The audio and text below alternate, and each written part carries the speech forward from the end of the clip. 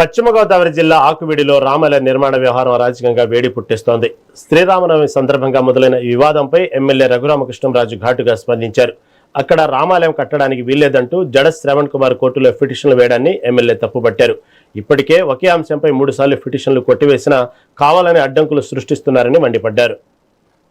ఆకువీడిలోని రామాలయానికి వచ్చేద్దాం.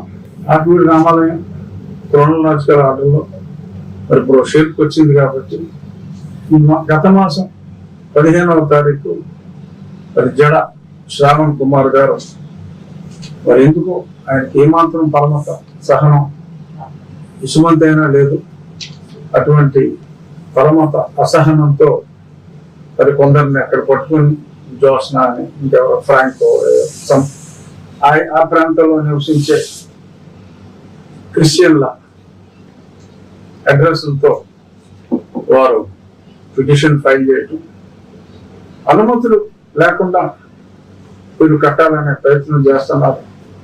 అనుమతులు లేకుండా కట్టడానికి వీల్లేదు, అందుచేత చేయవాలి అని చెప్పి ఆయన పిటిషన్ వేయటం. మేము ప్రభుత్వ న్యాయవాదులు ఆ రోజు నేను కూడా అక్కడ ఉండటం సంభవించింది.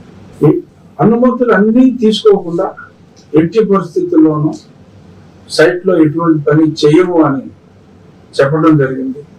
అయినప్పటికీ జడగారు అదే పనిగా ప్లీజ్ సార్ స్టే సార్ అని అనగా న్యాయమూర్తి గారు దానికి ఒప్పుకోలేదు. మన ఆకువీడిలోని రామాలయానికి వచ్చేద్దాం.